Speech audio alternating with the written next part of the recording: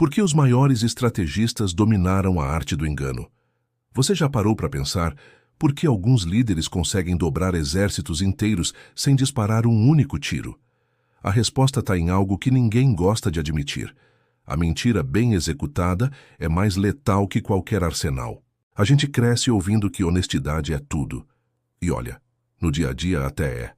Mas quando você analisa os bastidores das grandes vitórias militares, das negociações bilionárias e das reviravoltas políticas mais impressionantes da história, encontra um padrão perturbador.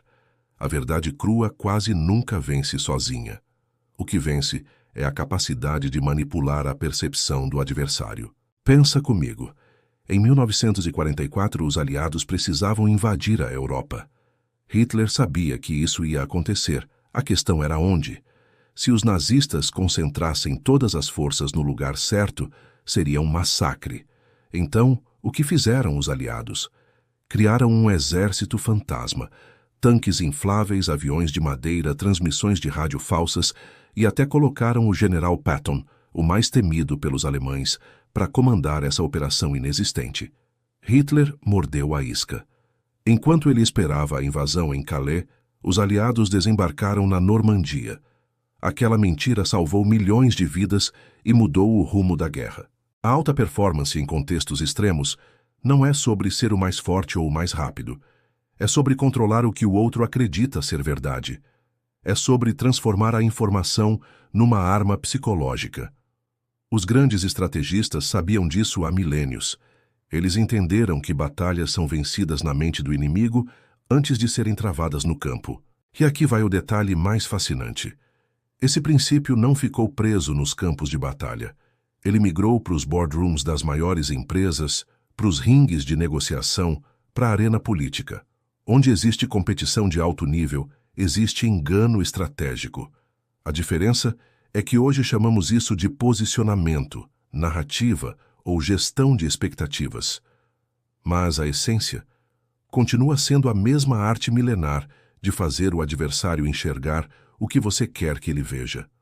A questão é, você está jogando com as regras de um mundo que não existe mais, ou está disposto a entender as mecânicas reais de como o poder se movimenta? Comenta aqui. Estratégia. E se você tivesse que vencer sem lutar, qual seria seu primeiro movimento? Curte se isso fez você repensar o jogo. Como os mestres da desinformação construíram impérios. Agora deixa eu te contar. Como um dos maiores impérios da história usou a mentira estratégica, não para enganar inimigos, mas para dominar mercados inteiros. Estamos falando da Companhia das Índias Orientais. No século XVII, essa empresa privada britânica não tinha apenas navios e soldados, tinha algo muito mais poderoso: o controle absoluto da narrativa. Eles manipulavam informações sobre rotas comerciais, criavam boatos sobre escassez de especiarias e até forjavam documentos diplomáticos para justificar invasões. O resultado? Uma empresa que chegou a controlar mais território que muitos países e teve um exército maior que o da própria Inglaterra. Mas aqui vem o insight que muda tudo. Eles não mentiam aleatoriamente. Cada engano era milimetricamente calculado. Cada rumor tinha um objetivo. Isso é o que separa a mentira amadora da mentira de alta performance. A primeira é reativa e desesperada. A segunda é proativa e arquitetada. É a diferença entre um blefe fraco no pôquer e uma jogada que redefine toda a mesa. Pensa em outra figura histórica. O lendário general cartaginês Aníbal. Durante a Segunda Guerra Púnica, ele não só atravessou os Alpes com elefantes, ele fez Roma acreditar que era invencível. Quando enfrentou o exército romano em Cannae, usou uma tática de engano genial. Fingiu uma retirada no centro de suas tropas. Os romanos, confiantes, avançaram direto para a armadilha. Aníbal fechou o cerco pelos flancos e aniquilou 50.000 soldados num único dia. A mentira dele não foi verbal. Foi tática, visual, cinética. E sabe o que mais? Você usa esses princípios todos os dias sem perceber. Quando você negocia seu salário e não revela seu piso salarial de cara. Quando você faz cara de pôquer numa reunião tensa. Quando você projeta confiança, mesmo estando inseguro. Tudo isso é engano estratégico. A diferença é que você provavelmente está fazendo isso de forma instintiva, sem a disciplina e a precisão dos mestres históricos. A alta performance exige que você domine essa linguagem oculta. Não para ser desonesto, mas para não ser ingênuo num mundo onde todo mundo já está jogando esse jogo, querendo ou não. Comenta: Império.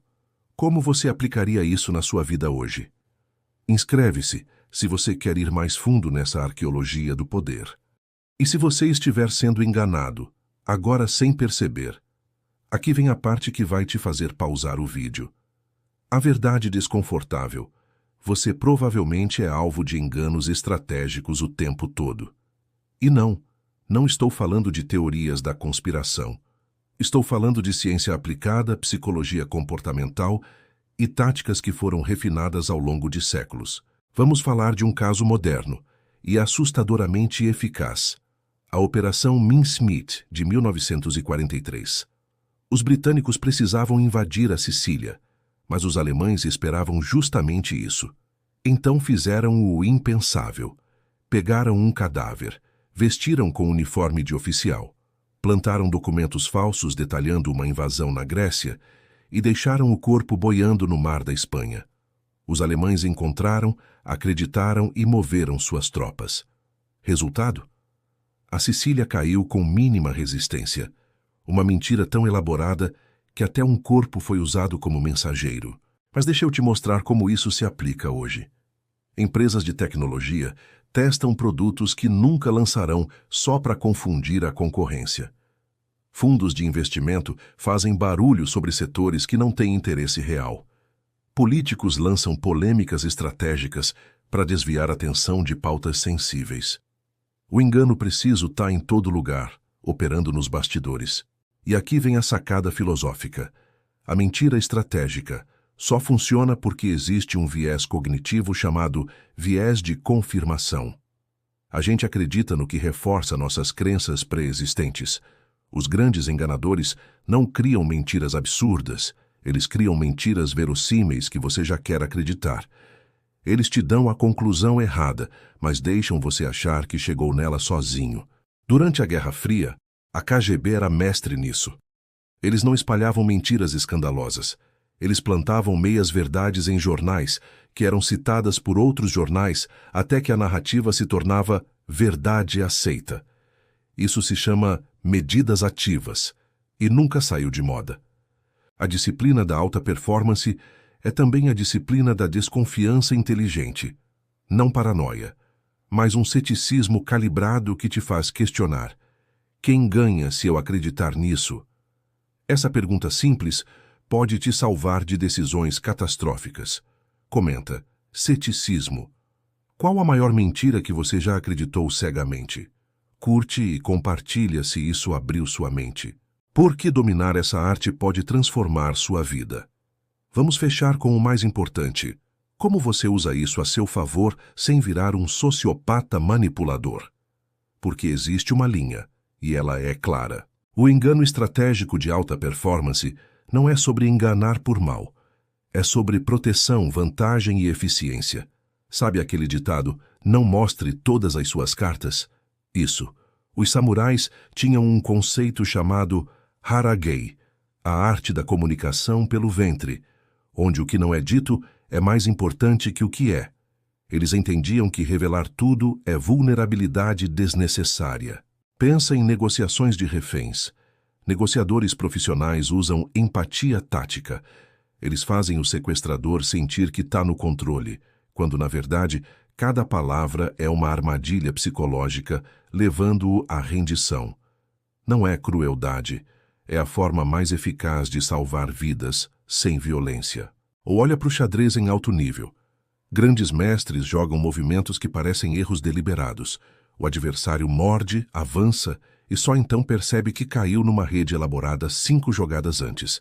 Isso é engano preciso, transformado em arte. Agora traz isso para o teu contexto.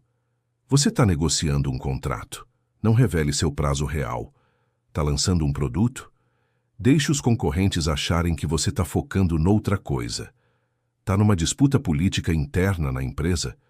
Deixe acreditarem que você é menos ameaçador do que realmente é. Não é desonestidade. É inteligência de campo de batalha aplicada ao mundo moderno. A mentalidade dos grandes estrategistas era essa: controle a narrativa ou seja controlado por ela. A disciplina deles era transformar cada interação numa oportunidade de posicionamento. E a resiliência era aceitar que nem sempre a verdade crua é a melhor estratégia. Você pode viver achando que o mundo funciona com transparência total, ou pode acordar e perceber que os que moldam a realidade não apenas entendem essas regras, eles as dominam. A escolha é sua. Mas agora você conhece o mapa. Comenta. Domínio. Qual vai ser seu próximo movimento estratégico?